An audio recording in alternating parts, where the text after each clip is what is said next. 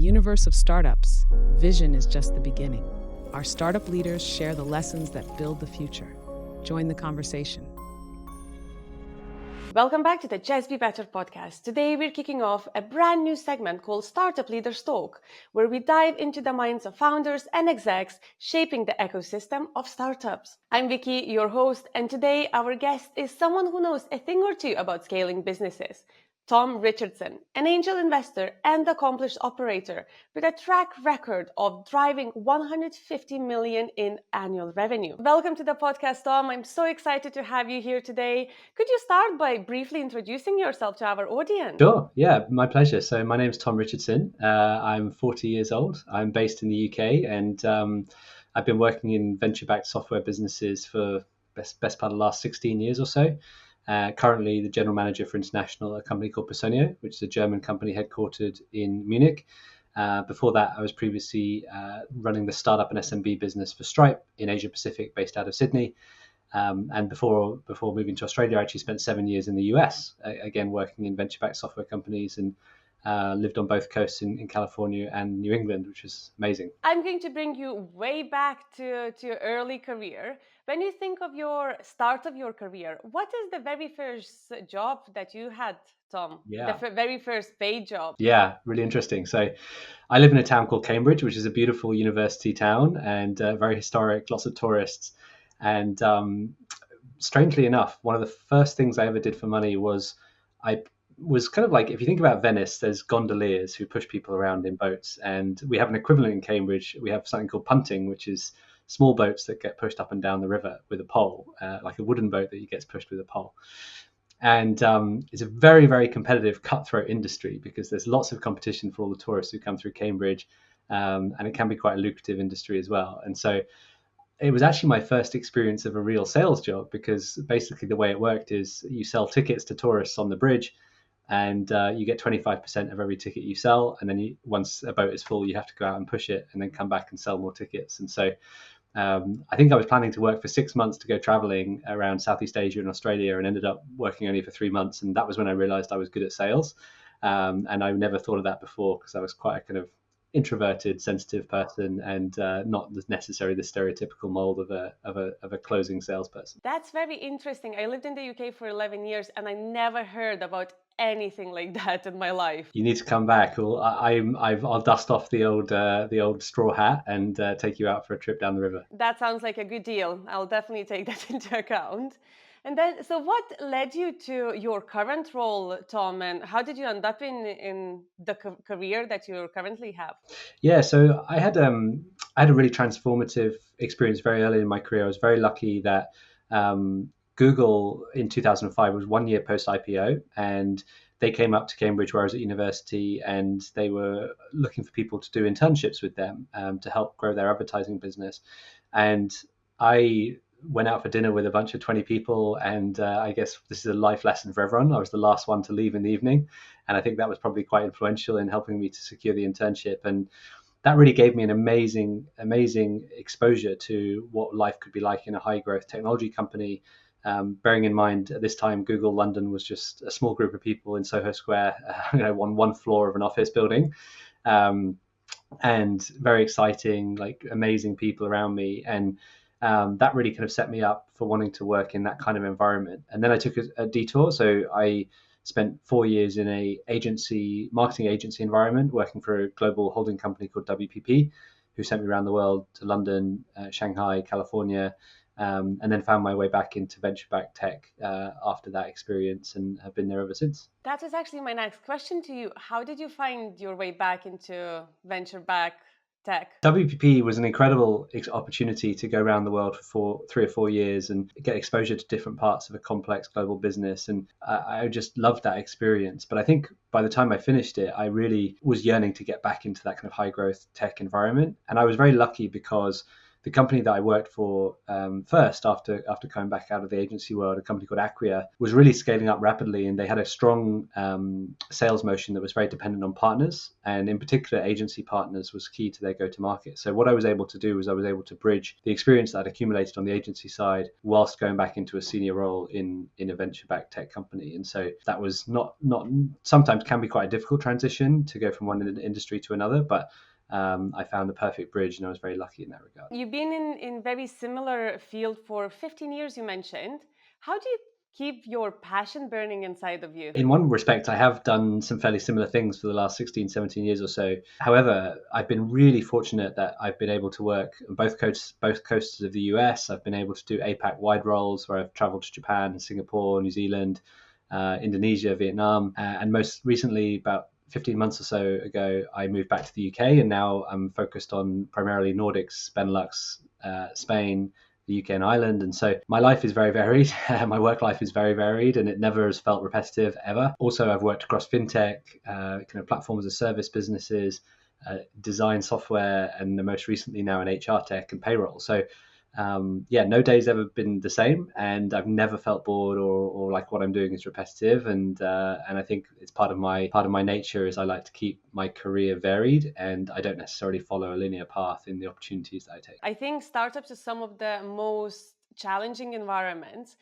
What do you think was the biggest challenge that you faced, and how did that influence your approach to work? Yeah, I think for anyone working in a high growth, high risk environment, one of the hardest things for you personally as an individual, and then later as a manager once you reach a leadership position, is to help yourself and help people around you cope with the pace of change and the uncertainty that comes with that type of environment.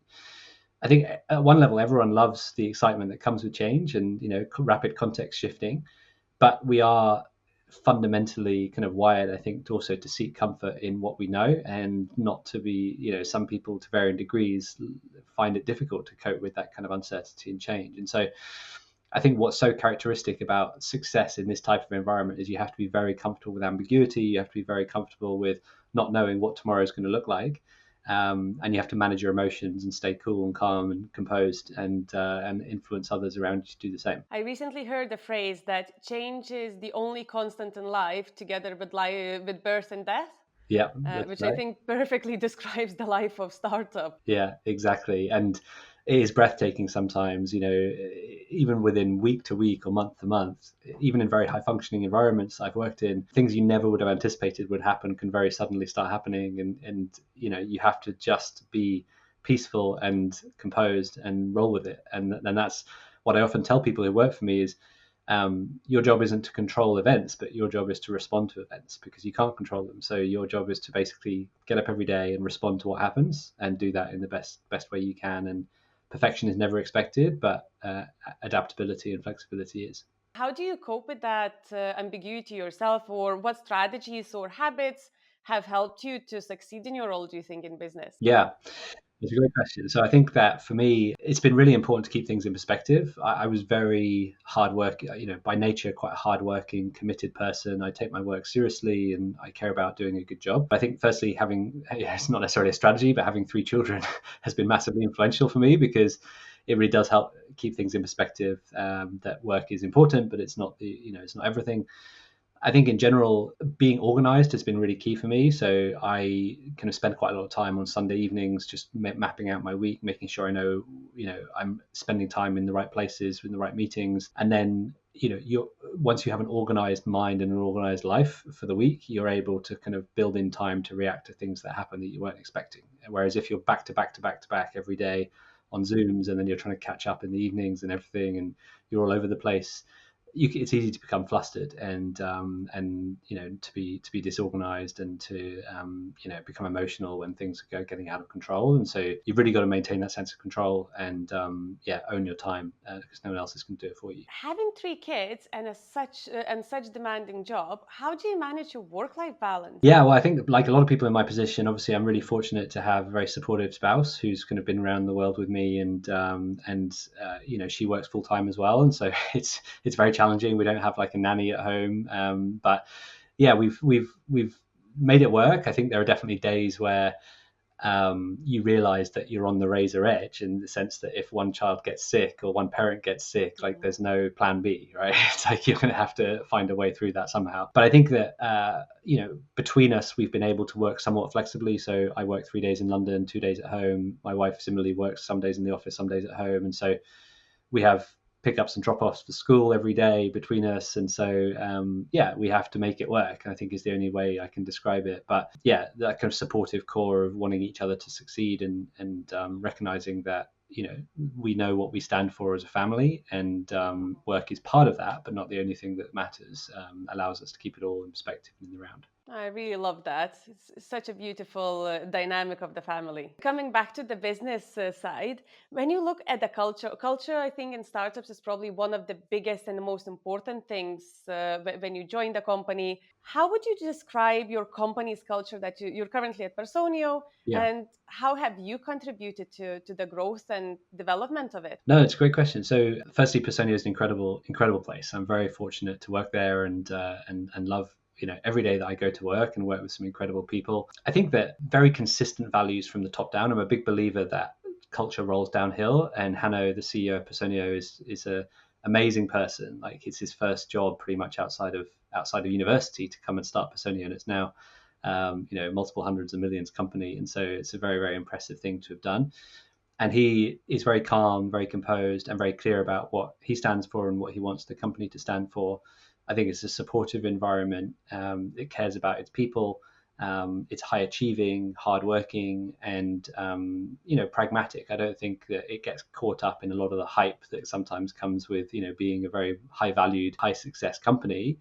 Hanno and the team keep the feet very firmly on the ground, and it's one day at a time to build a generational company that will still be here when all of us have stopped working, and the next generation takes over. And I think that's something he often talks about, and is very much kind of runs through how we operate. Do you think the team builds the culture, or like employees build the culture, or leadership builds the culture? It's a really interesting question. So I think there's two parts to this. So I'm a really big believer in the phrase that your company becomes the behavior you tolerate. And so values and guidance about how the company should operate is frankly influenced by what happens at the top. Because even with the best will in the world, if you see the people above you doing things in a certain way, you to some extent mirror that, because you're trying to follow your leaders, and that's a natural human instinct. That said, I think it's very ineffective when leaders try to be the only ones who, in inverted commas, create the culture. Culture has to flow, bottoms up, has to bubble up from every single person in the company. And one of the things that I'm very passionate about is I will typically, when we're working on culture in my part of the business and international, try and make sure that I am clear about what I want us to achieve overall, but also make sure that the ideas for how we execute on that and how we do things bubble up from the team around me, and that we have a group of people who represent their peers, to kind of say what's important to them. And that's important not just for representation's sake, but also realistically. I'm a 40-year-old man who lives in the suburbs with 3 children and a dog, and some of the people who work with me are early 20s, setting out in their career and living in central London, and have a very different type of life to me, and type of life experience. And so if you want to have a diverse representative team, you have to make sure that everyone's voice is heard, and it's not just you dictating what you think a good culture looks like. Startup and just the world in general is really, really rapid at change at the moment with the introduction of AI and everything. What trends or shifts in your industry are you most excited about or concerned about? Yeah, that's a really good question. So I think it's a really interesting time for our industry in general. I think one of the things that you're seeing is that there's this kind of combination of different forces all coming into play at once. So on the one hand, you had the era of free money that kind of peaked in 2020, 2021, and has very much changed now. And so, the calculus around interest rates and the availability of capital has very much changed. At the same time, you've got the rise of AI and these kind of, I was reading an interview with Jensen Huang at NVIDIA yesterday saying that, he really expects that the CIO office will become a kind of HR leadership team for a group of AI agents, which is a kind of fascinating concept where it's like you employ a bunch of agents, effectively AI agents, to do tasks within your company. And as the CIO, you can own responsibility for those agents. So the world is changing very rapidly, and I think there are two things that are kind of converging there. On the one hand, it is staggering and breathtaking how productivity is changing in things like engineering, coding, kind of task automation, and that's still the full extent of that capability is still relatively unknown. We're starting to come into shape a little bit and to see practical real life examples of that making a huge difference in the way people operate. I think on the employment side, for people like myself, nobody can be complacent. It's really fascinating to see how these kind of tens or hundreds of thousands of people organization are going to evolve over time. Companies like Google, Meta, LinkedIn, Salesforce, even Personio, like we will need different types of roles and in different types of numbers from what have been required before to operate those companies. And so there's a lot of unknown about that. And I think, for anyone like myself, what's really important is that you maintain a kind of really relevant skill set for this new age, and you never get complacent with knowing what you know and counting on that to take you through the end of your career. Sometimes I feel like we're living in almost like a Matrix movie type of situation currently, where you never know what new tool is going to come up tomorrow and what's going to happen with your role or just roles in general in the business. That's right. Yeah, it's an age of uncertainty, an age of excitement. I'm a true believer that you learn when you make mistakes. But if you have to choose one mistake that you've learned the most from in your career, what would that be, Tom? Yeah. I love this question. So I think it's a fairly common mistake, and I hope that a lot of people who've started managing for the first time or have been through an evolution from being an individual to a manager will recognize and resonate with. I think when I looked at great leaders, or what I thought were great leaders when I was growing up and when I was an individual contributor in a business, they all seem to have such strong personalities and all seem to be fairly consistent in their style and their approach to how they operated. One of the things that I took away from that wrongly was that when I became a leader of people and a manager of a team, I needed to create a kind of a system of operating that was consistent, clear, everyone understood this is expectation, this is how we operate, this is what we believe. And then if I was consistent in applying that, everyone would buy into that, and then we would become 5, 10, 15% better because we would adopt a better system of working, a better set of beliefs about standards and expectations. And I don't think that everything about that was terrible, but I think what I learned that seems very obvious in retrospect is that basically leadership is about the person in front of you. It's not about an abstract concept of leadership. So what I mean by that is every single person who you work with or you manage, their motivations are very different. Some people are motivated by fear. They don't want to lose their job. Some people are motivated by money. They're trying to buy a house. They're trying to settle down and start a family. Some people are motivated by their parents not giving them enough attention as a child. Like there's all sorts of reasons why someone can be super motivated to do their job in a certain way. And to have emotional intelligence is the key skill and attribute of a successful leader, I believe. And so one of the things that I've changed significantly about how I do things as a leader is I really try to adopt that mentality of leadership is about the person in front of you. And whenever you're talking to that person or that group of people, you need to understand the dynamics within that group or that individual and how to get the best out of them by having the right words for the right person at the right time. I truly believe that every single first-time manager goes through the same ideas or at least some sort of variation of these ideas.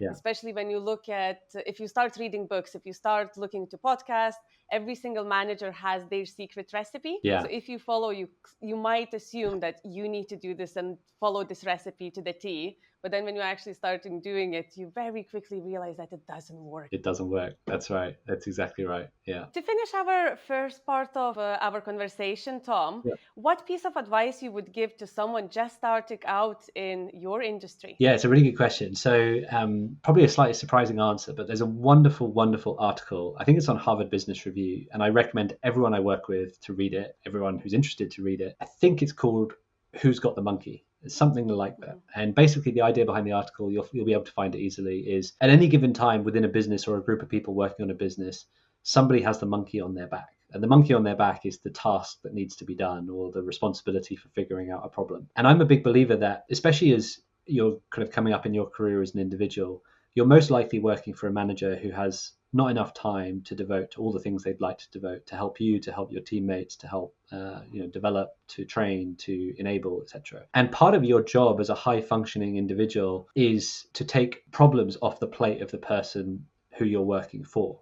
And I think this often gets misunderstood as like, I don't view people who report to others as like a vassal of those individuals and that they essentially live to serve. But if you want to be high functioning and high success, I really believe that the further up the chain you can solve problems, the more successful you're likely to be. Because all of us in leadership are looking for people around us who can take things that will allow us to go and focus on other bigger problems that we need to focus on. And on any given day, I will have 10 or 12 problems to solve. And if somebody on my team is able to take 2 or 3 those problems away from me, that's priceless for me. And so I think that that's not to say you shouldn't have a reasonable expectation of development in the other direction from your leaders. It doesn't mean to say that you should, be expected to solve everything at every level. Of course, that's not your job as an individual. But the further up the chain you can push to become a problem solver in a business, especially a business like the ones I operate in, which is a blizzard of things that are unknown every day, the more successful you're likely to be. And as cliche as it sounds, if you do it with positivity and a smile on your face as well,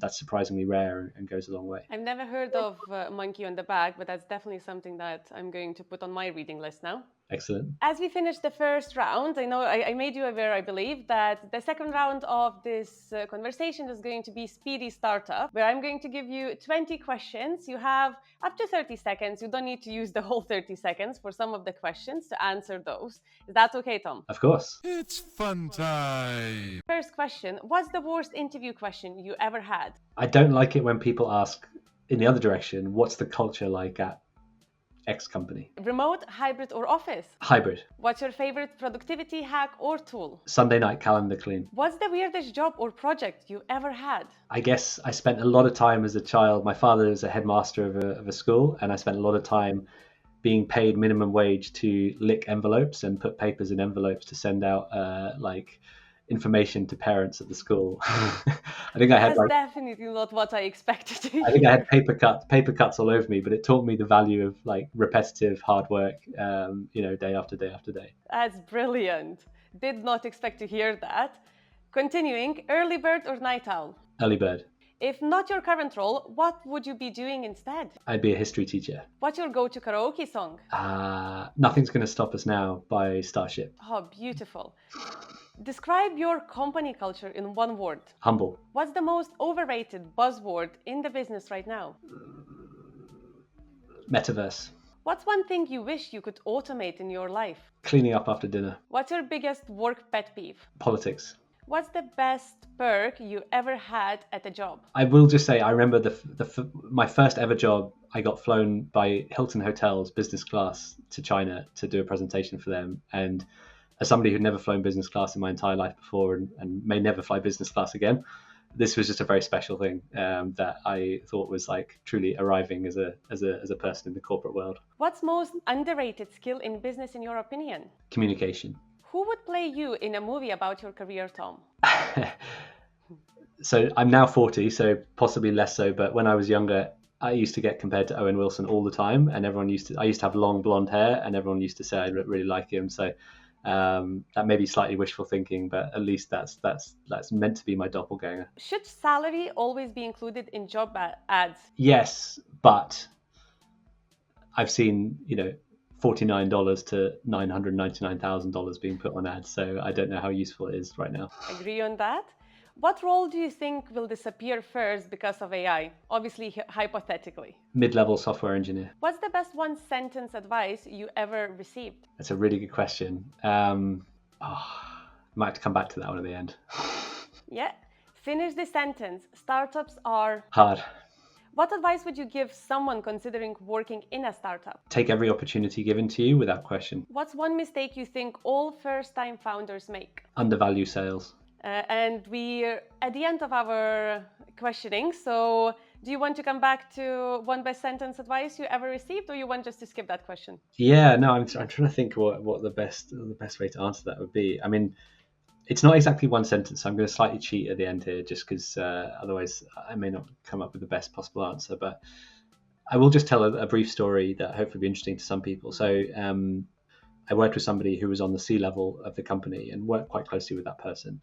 And they sat me down one day and told me something that stayed with me throughout my entire career, which was when you are a junior in a company or you're an individual, kind of early career individual contributor, you tend to look at the C-level and you think, when I become a chief executive or a chief revenue officer or whatever it might be, I'm going to have all this power. I'm going to have so much power. I'm going to have this big team. I'm going to be able to do all these things.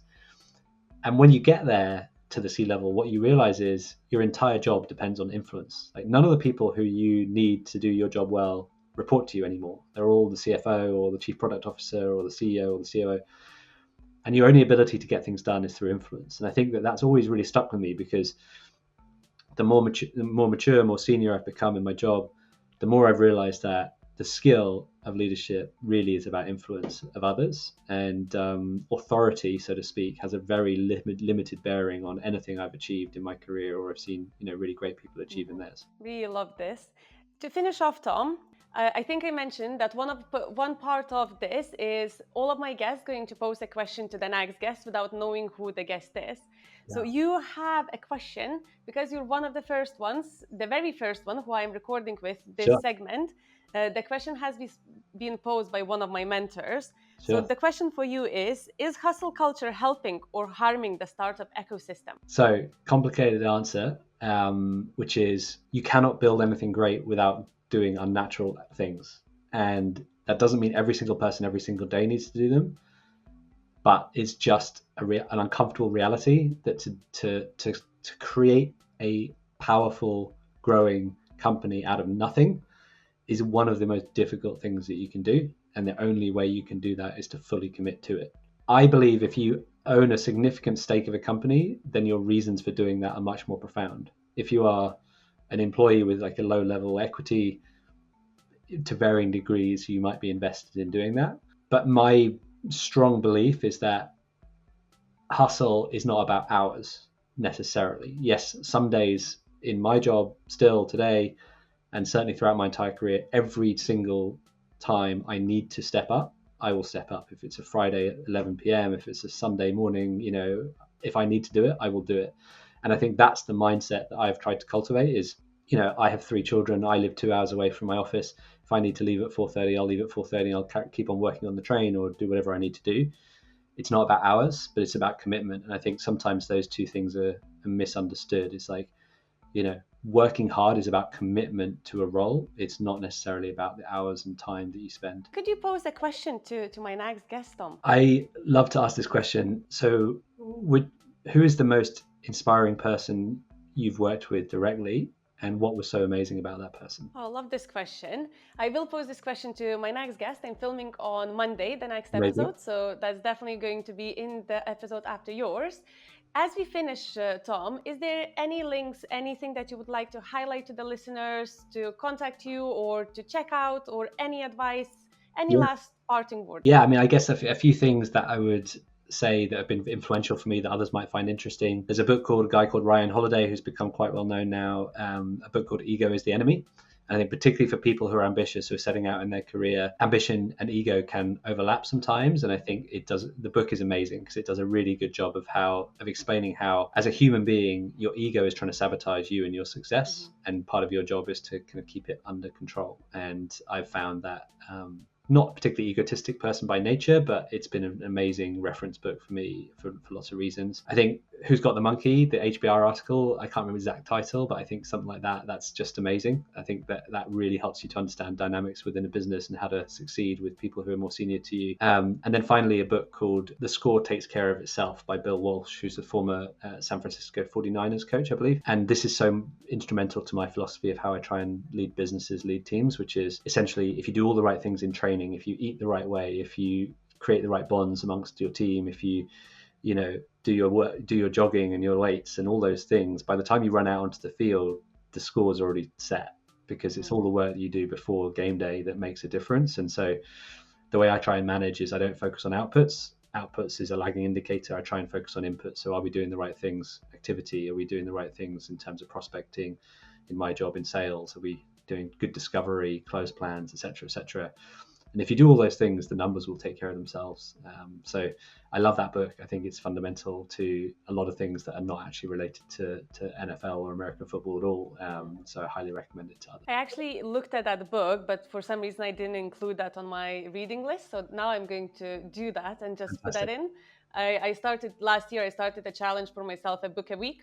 Yeah. So I finished last year on 67 books, and I'm already on Wow. the third one, but my third one is very long. So I have a feeling it's going to take some spot from the next week. But I'll add this one on the list as well. Fantastic. But to finish, Tom, thank you so much for being here today. It was an absolute pleasure. And it's very interesting to hear from you, about your thoughts, about your career. And I really hope to see you again on another episode, hopefully. Fantastic. Yeah, thank you so much. It's been a pleasure. And anyone who's listening who wants to contact me, you're very welcome to via LinkedIn. Thanks for being part of these journeys. Keep leading, keep building. See you next time. If you enjoyed this, don't forget to like, subscribe, and share your insights.